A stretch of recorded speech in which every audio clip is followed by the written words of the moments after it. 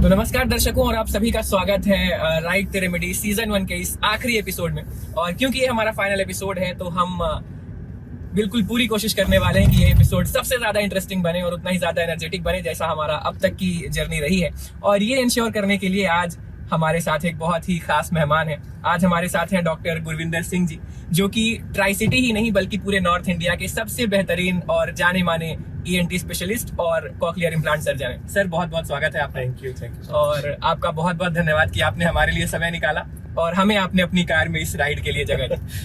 Thank you. तो sir आपका ज्यादा समय ना लेते हुए, क्योंकि आपको हॉस्पिटल भी जाना है और सुबह सुबह ही हमने आपको परेशान कर दिया है, तो सबसे पहले मैं अपने सवाल पर आना चाहूंगा कि कॉकलियर इम्प्लांट सर्जरी एक ऐसी सर्जरी है जिसके थ्रू आप एक ऐसे व्यक्ति को सुनने के लिए क्षमता दे सकते हैं, एबिलिटी दे सकते हैं, जो पहले शायद साउंड्स को अच्छे ढंग से नहीं सुन पा रहे हैं। तो जब कोई आपका पेशेंट, आप एक सक्सेसफुल सर्जरी करते हैं और फिर वो एक सक्सेसफुल ट्रीटमेंट के बाद साउंड्स को सुनना शुरू करते हैं, तो वो पर्सनल तौर पे आपके लिए कैसी फीलिंग होती है और कितना इमोशनल होता है वो moment? Cannot be explained in words. I mean जो फीलिंग आती है उस वक्त कि भाई जिसको कभी सुना ही ना दिया हो और उसके कान में आवाज पड़ती है जो, एंड जो उसका रिएक्शन होता है बच्चे का, नॉर्मली हमारे बच्चों में होती है सर्जरीज, ठीक है, छोटे बच्चे होते हैं तो कुछ बच्चे रो देते हैं, कुछ हैरान होते हैं, तो वो मतलब वो शब्दों में बयान नहीं किया जा सकता है, बट इट इज रियली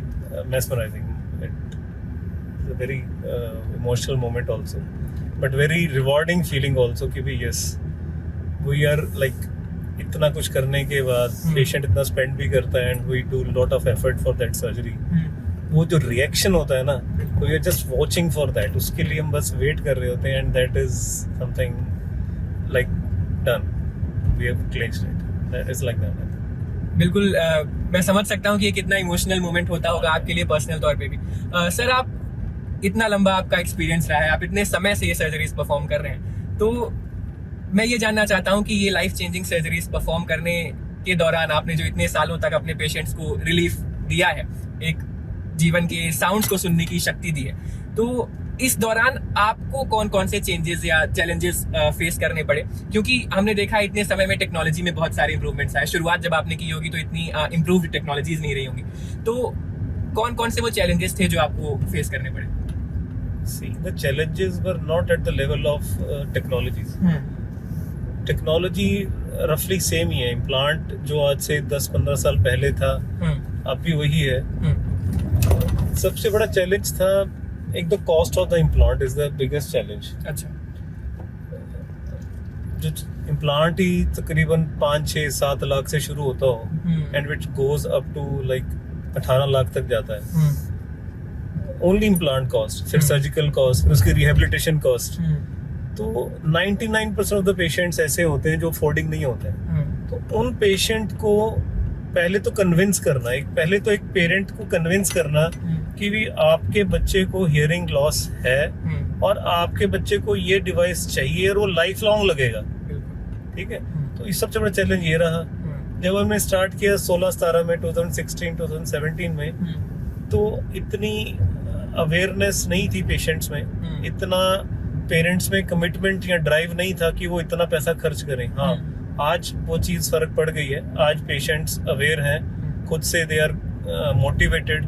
हमारे पास अब वो मोटिवेटेड होकर ही आते हैं। बट उस वक्त क्या था, एक तो फंड्स का अरेंजमेंट करना, पेशेंट को कन्विंस करना, एंड फिर टेक्नोलॉजी लेवल पे तो चलो it was not a very big deal. तो हमारे पास जहाँ भी हम ऑपरेट करते थे तो वो होता ही था फैसिलिटीज।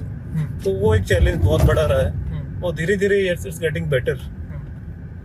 सर जैसा कि आपने बताया कि टेक्नोलॉजी का भी उतना बड़ा चैलेंज नहीं था, पर वो जो उसका इमोशनल एस्पेक्ट है वो ज्यादा बड़े चैलेंजेस होते हैं। तो मैं आपसे अब ये जानना चाहता हूँ कि जब आपने शुरू किया था तो उसके पहले क्या कुछ ट्रेडिशनल, जब ये इम्प्लांट्स नहीं होते थे तो उसके पहले क्या कोई ट्रेडिशनल कोर्स ऑफ ट्रीटमेंट होता था, या फिर you were one of the pioneering surgeons जिन्होंने ये ट्रीटमेंट शुरू किया इंडिया? देखिए, कॉकलियर इम्प्लांट से पहले सिर्फ हियरिंग एड्स ही एक सोल्यूशन था। हियरिंग एड्स ही बच्चे को, बेशक वो 6 महीने का है, 6 साल का है, 60 साल का है, उसको हियरिंग एड ही दिया जाता था हियरिंग के लिए। उसकी लिमिटेशंस हैं हियरिंग एड की। Hearing aid mild moderate hearing loss में काम करता है. जब hearing loss severe to profound हो जाता है तो वो काम नहीं करता है. तो ऐसा कह लीजिए कि भाई कॉक्लियर इम्प्लांट एक ऐसी सर्जरी है जिसका कोई मैच नहीं है, मतलब हमारे पास कोई ऑल्टरनेटिव नहीं है. हो तो शायद मैं इतना पैसा हम क्यों खर्च करें या पेरेंट इतना पैसा क्यों खर्च करें.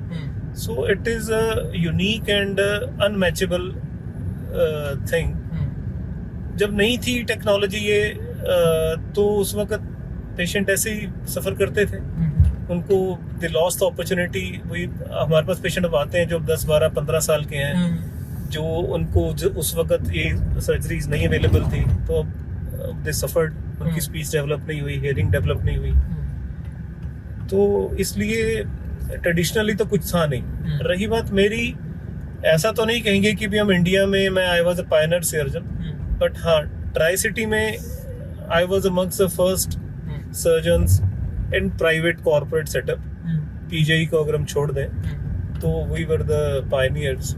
2016 में जब हमने फर्स्ट इम्प्लांट किया था, yes we were the beginners. तो बट वही again challenges and cost of implant and lack of awareness, तो बहुत ज़्यादा कम कर नहीं सके. तो it took us another 2016-17 से लेके अराउंड 3-4 साल का टाइम लगा when we picked up our like cases and yes, this is how it went actually. बिल्कुल. तो सर जैसा कि आपने अपनी जर्नी के बारे में बताया कि आपने जब 2016-17 में शुरू किया, क्या कुछ चैलेंजेस रहे. हमारे इस प्रोग्राम का भी खास मकसद यही है कि आपको एक डॉक्टर, एक सर्जन के तौर पर तो हम जानते ही हैं, उसके अतिरिक्त हम आपको जान सकें, उससे अलग आपको जान सकें एक नॉर्मल एक इंसान के तौर पे. तो मैं आपसे ये जानना चाहूँगा कि हर किसी के लिए कुछ ऐसे खास साउंड्स होते हैं जो कोई एक नॉस्टैल्जिक मेमोरी को क्लिक कर देते हैं या फिर कोई एक खास चीज से रिलेटेड होते हैं. तो आपके लिए सबसे ब्यूटीफुल या सबसे खास साउंड कौन सा है जो एक वार्म हग सा या बहुत ही कंफर्टिंग महसूस होता है? Frankly speaking, Gurbani sung in a proper classical manner, Purathan, that is a thing which I mean मुझे अंदर से जो इंस्पायर भी करती है और जो मुझे फैसिनेट भी करती है. It elevates me also, and this is one thing which I long for day in and day out. तो 24 घंटे अगर मुझे बोले तो मैं जिसको सुनने के लिए मैं रेडी एंड ईगर. तो this is how it is. आपने गुरबानी की बात की सर, हमने आपकी प्लेलिस्ट में भी देखा गुरबानी है और सुबह सुबह आपने कहा कि आप ऑल डे लॉन्ग सुन सकते हैं और आपको वो कंफर्टिंग करता है. अगर हम देखें तो डॉक्टर्स भी एक तरह से भगवान का रूप होते हैं, उन्हें कहा जाता है, और आप तो जिस तरह की जो आपकी स्पेशलिटी है, you literally have the power कि आप लोगों को 5 सेंसेस में से एक आप दे सकते हैं. तो ऐसे गॉड लाइक पावर होने के बाद आप खुद को ग्राउंडेड कैसे रख पाते हैं? खैर ये तो कभी माइंड में आया ही नहीं कि इतना बड़ा कुछ कर रहा हूँ मैं. हाँ ऐसा जरूर है कि 24 घंटे ये जरूर माइंड में रहता है कि इतनी महंगी सर्जरी हम कर रहे हैं. 6-7 लाख का इम्प्लांट है, टोटल कॉस्ट 7-8 लाख तक पहुंच जाती है. पेशेंट ने इतना विश्वास किया है, तो वो एक फियर और एक रहता है मन में कि ये सक्सेसफुल होना चाहिए, कहीं गड़बड़ ना हो जाए. उसके लिए ड्यू डिलीजेंस जितना भी उसके लिए मेहनत करना है, रिसर्च करना है, किसी से रीच आउट करना है, अपने सीनियर से, मेंटर से वो करना है. तो वो जो एक डर है ना, that keeps me grounded. I think वो आपको उड़ने नहीं देता. मतलब कि आप you are throughout that surgery, throughout that process, you are एक फियर को आप काउंटर कर रहे होते हो कि पेशेंट ने इतना मेरे पे विश्वास किया है एंड इतना स्टेक है, इतना फाइनेंशियली ऑल्सो. तो I mean it should be near perfect. Surgery is very I mean minute type of surgery. तो उसमें I think that can be one of the things मैं कह सकता हूँ कि विच नेवर अलाउज दैट, जैसे कहते हैं ना, लापरवाही की कोई गुंजाइश ही नहीं रहती है उसमें. उसमें आपको you have to be very careful, fearful, prepared. मैं थोड़ा सा अब अपने दर्शकों के लिए, ताकि थोड़ी सी चीजें इंफॉर्मेशनल जो कई बार हमारे पास क्वेरीज आती हैं, हमारे जो दर्शक हैं वो कई बार ये वंडर कर रहे होते हैं कि कोई ऐसा पेशेंट जिसने कभी कुछ सुना ही नहीं, severe to profound hearing loss का ऐसा पेशेंट, और उन्हें जब कॉक्लियर इम्प्लांट दिया जाता है और वो पहली बार उसके थ्रू चीज़ें सुनते हैं, साउंड सुनते हैं, तो वो स्पीच कैसे डेवलप करते हैं, वो बोलना कैसे सीख पाते हैं उसके बाद? देखो, दो तरह के हियरिंग लॉस दो तरह के होते हैं बेसिकली। एक तो जो बचपन से होता है उसको हम प्रीलिंगुअल कहते हैं, ठीक है। एक होता है बाद में, उसकी स्पीच बच्चे की थी या एडल्ट की स्पीच थी, but due to some reasons, infection, trauma, कुछ भी हो सकता है, उसकी स्पीच चलेगी। तो दोनों में मेहनत डिफरेंट है। दूसरे केस में जिसमें ऑलरेडी स्पीच थी बट वो किसी कारण से चले गई और मशीन काम नहीं कर रही है, उसमें the results are nearly instant. आपने इम्प्लांट किया and with little bit of rehabilitation वो हियरिंग्स होती है, पेशेंट होता है, और पेशेंट तो स्पीच होती है ऑलरेडी डेवलप्ड, तो दिक्कत नहीं आती। दिक्कत आती है न्यू बॉर्न पेशेंट्स में, क्योंकि जो स्पीच है ना, that is dependent upon normal hearing. जब तक बच्चे को नॉर्मल हियर नहीं करेगा उसकी स्पीच डेवलप नहीं होगी। तो जब हम इतनी मेहनत करके, पेरेंट इतना पैसा लगा भी लेता है, इम्प्लांट पे खर्च कर दिया, जो उसकी सर्जरी की जो दुख दर्द है, इमोशनल है, वो सब उसको बियर करने के बावजूद भी जब इम्प्लांट लगता है ना, तो speech is not there. Speech को डेवलप होने में it require special training, speech therapy की जरूरत पड़ती है, एंड इट टेक्स तकरीबन 6-10 महीने, साल तक का एक स्पीच थेरेपी का कोर्स जरूरी होता है, फिर स्पीच डेवलप होती है। तो इसलिए वो ये समझना चाहिए पेरेंट्स को भी कि सर्जरी जौन सी है, that is only a part of the whole process. अगर हम सर्जरी करा लें और स्पीच थेरेपी फोकस ना करें तो इट इज यूजलेस। तो जितना पैसा खर्च किया आपने, तो दैट इज वेस्ट, उसकी स्पीच डेवलप नहीं होगी, बिकॉज होल पर्पस इज ताकि बच्चा बोल सके, ठीक है ना।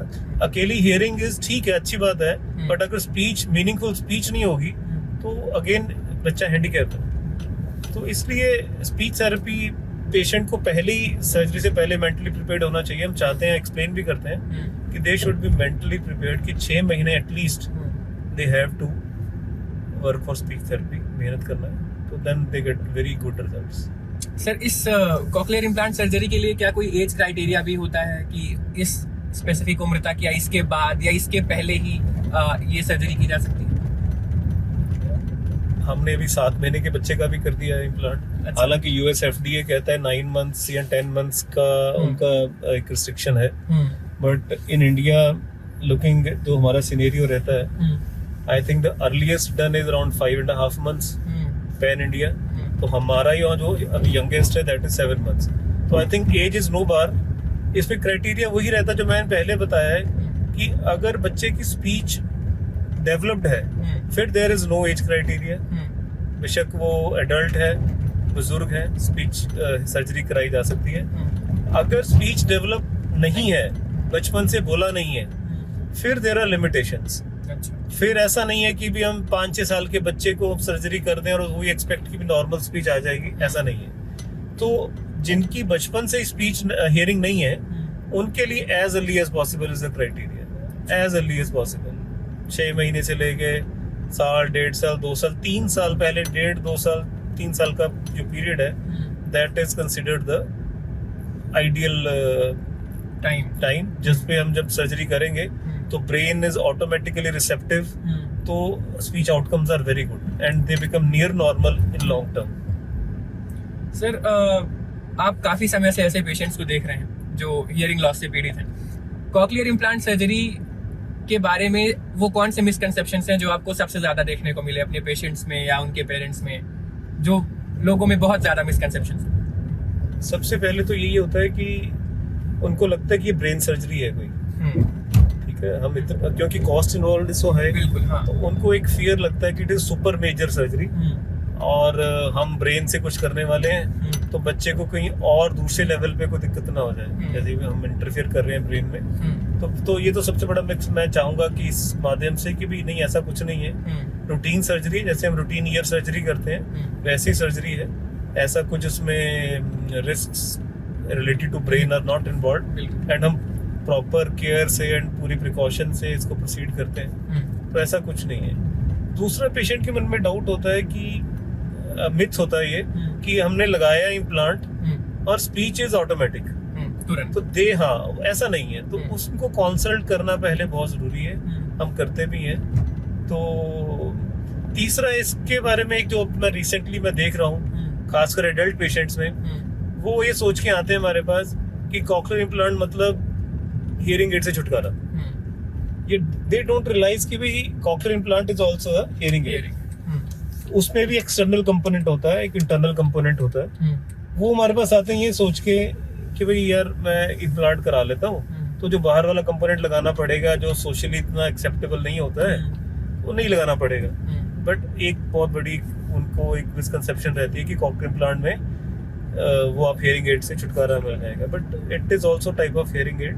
बाहर भी दिखता है, अंदर भी कंपोनेंट रहता है। ये कुछ मेन आई थिंक जो हमने फेस करी है। सर, कॉक्लियर इम्प्लांट सर्जरी के बारे में हमने देखा है कि ये बड़ी ही लाइफ चेंजिंग सी सर्जरी होती है, और जब लोग पहली बार साउंड्स को सुनते हैं तो उनके एक्सपीरियंसेस भी, उनके एक्सप्रेशंस अलग ही होते हैं। तो एज अ सर्जन आपने क्लोजली इन सभी को देखा है, पेशेंट्स आपके पास फॉलोअप के लिए भी आते होंगे।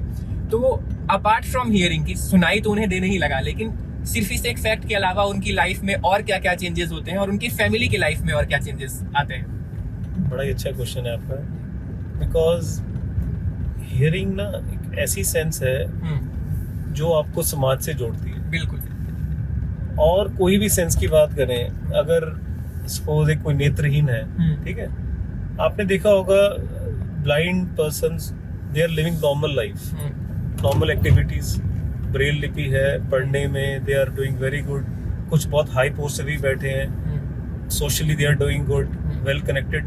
बट जिनकी स्पीच नहीं है ना, हियरिंग नहीं है तो स्पीच नहीं है, ठीक है, तो जो हियरिंग जिनके पास नहीं है तो वो गूंगा भी और बहरा भी है, तो वो समाज से बिल्कुल ही डिस्कनेक्टेड है। और अगर ये चीज शुरू से ही है तो ऐसे बच्चे, तो ऐसा कह लो कि भी आप वो mentally they are not sound also, because उनकी वो डेवलपमेंट होती ही नहीं जो सोशल डेवलपमेंट होनी चाहिए। फिर वो सारी उम्र वो डिपेंडेंट रहते हैं किसी के अटेंडेंट के ऊपर कि कोई उनको समझाए, कोई उनको अटेंड करे। तो इसलिए हियरिंग के अलावा जो ये सोशल बेनिफिट्स हैं, जो उनकी एक सोशल लाइफ में ट्रांसफॉर्मेशन आती है, दैट इज ह्यूज। जो वो पार्टिसिपेट करना शुरू कर देते हैं नॉर्मल एक्टिविटीज में, एंड स्कूल में परफॉर्मेंसेज हैं वो उनकी एनहेंस होती हैं, सोशल लाइफ में उनकी, अगर कोई सपोज बुजुर्ग है उसकी हियरिंग नॉर्मल आ गई है ड्यू टू इम्प्लांट, और जो उनका सोशल इंटरेक्शन है या जो उनका समाज में या कोई बिजनेस माइंडेड है, तो जो इम्प्रूवमेंट या जो बेनिफिट मिलता है ना, दैट इज प्रोफाउंड। तो दैट इज समथिंग मतलब overall physical, psychological, mental, emotional, it leads to all upliftments. जैसा आपने बताया सर, सर्जरी के पहले और बाद के एक्सपीरियंसेस में जो डिफरेंस है वो किसी बॉलीवुड मूवी से कम नहीं है। और अब टॉकिंग अबाउट बॉलीवुड मूवीज, हम आपसे जानना चाहेंगे कि अगर एक कॉक्लियर इम्प्लांट सर्जन के तौर पर इतना लंबा जो आपका एक्सपीरियंस है, उसे एक बॉलीवुड मूवी के तौर पर आपको डिस्क्राइब करना होता तो वो कौन सी मूवी होती, अगर आप बॉलीवुड मूवीज के शौकीन हो और आप देखते हो तो? I am very poor at these things. मेरे को एक अमिताभ बच्चन की मूवी थी, उसमें दैट वाज सुन समथिंग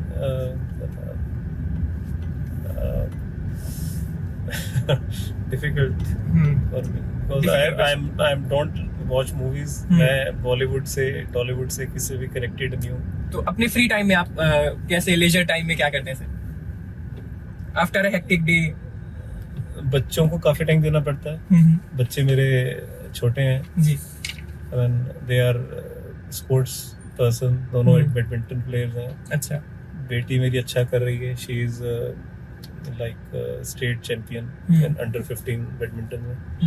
तो उनकी कोचिंग्स के लिए लेके जाना और उनको टाइम देना, आई थिंक मेरे पास अपने लिए टाइम बचता ही नहीं है। सुबह से लेके शाम तक they have early morning sessions, they have evening sessions.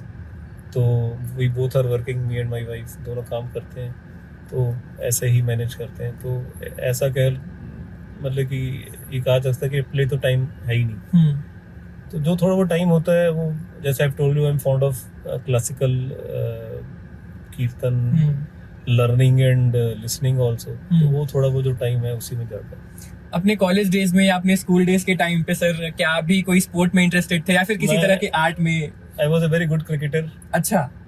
तो मैं 10वीं तक मैं अपनी जो लोकल स्कूल टीम तो नहीं कहूँगा, मोहल्ला टीम, जो क्लास की टीम, तो उसमें I was one of the better players. अच्छा बॉलर था मैं। तो शायद मेरे फादर ने फोर्स ना किया होता तो मैं स्पोर्ट्स में ही जाता, क्रिकेटर बनना चाहता था। But my father had a dream कि उनकी फैमिली में डॉक्टर बने। हमारी फैमिली में कभी कोई डॉक्टर था नहीं। तो हम दोनों ब्रदर्स को वो डॉक्टर बनाना चाहते थे।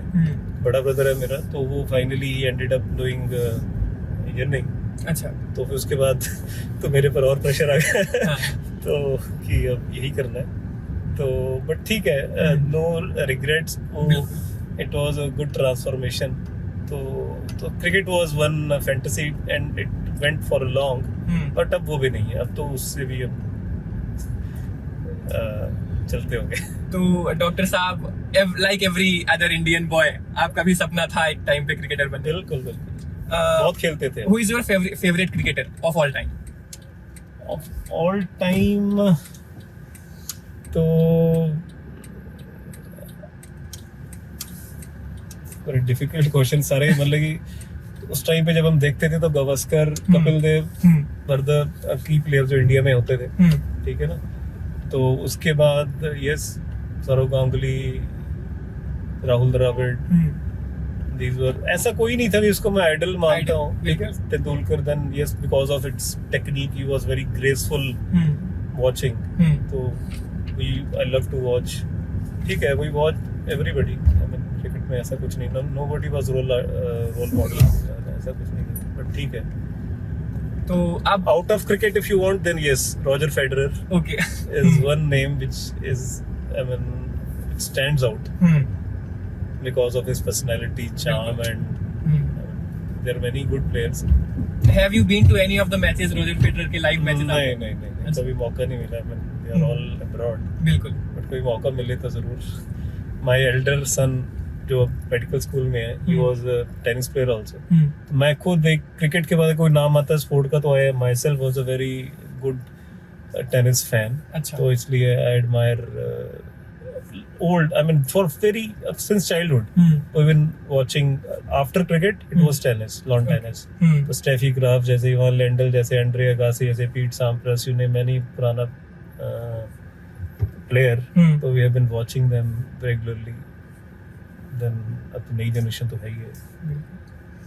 तो इसी के साथ सर हम अपने आखिरी सेगमेंट में आ गए जो कि है फन सेगमेंट, और इसमें हम आपको 5 बॉलीवुड डायलॉग सुनाएंगे। ओके। और आपको गेस करना है कि वो कौन से एक्टर हैं।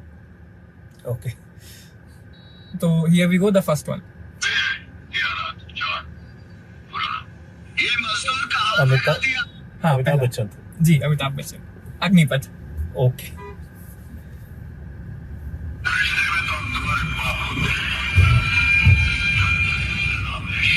ये अगेन अमिताभ बच्चन।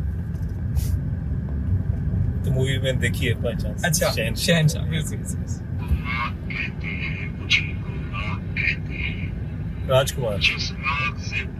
एक बार फिर से आपको सुनना पड़ेगा। This is Shatrughan Sinha. Shatrughan Sinha, okay. ठीक है। Track confirmed.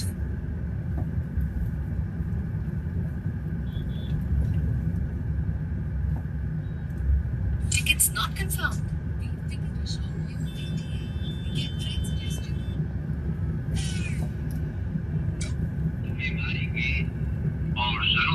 ये दिस इज राजकुमार। हाँ, this is राजकुमार।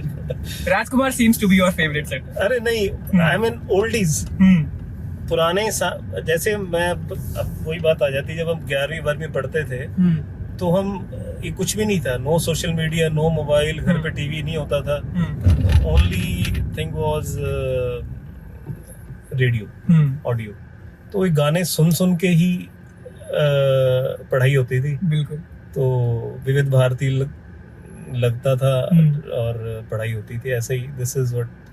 तो इस करके जो पुराने एक्टर्स हैं, पुराने सिंगर्स हैं, वो उनका ज्यादा रिकग्निशन है। बिल्कुल। बस ये लास्ट मनोज कुमार के Dilip Kumar this is Dilip Kumar, this is Rajesh Khanna. Raj का नाम चलो ठीक तो है। इसके साथ हम अपने इस प्रोग्राम के आखिरी पड़ाव पर आ गए हैं सर, और आपका बहुत बहुत धन्यवाद, आपने हमारे लिए समय निकाला और सुबह सुबह आपने टाइम निकाला। आप ऐसे ही एनर्जेटिक बने रहें, हंसते मुस्कुराते रहें, और फन लविंग है आप बहुत ज्यादा। आपसे मिलकर हमें बहुत ज्यादा एनर्जेटिक फील हो रहा है। Thank you. तो आप ऐसे ही हमेशा एनर्जेटिक बने रहें, अपने पेशेंट्स को नई नई उम्मीदें देते रहें, उन्हें ट्रीट करते रहें। बहुत बहुत धन्यवाद sir. Thank you so much.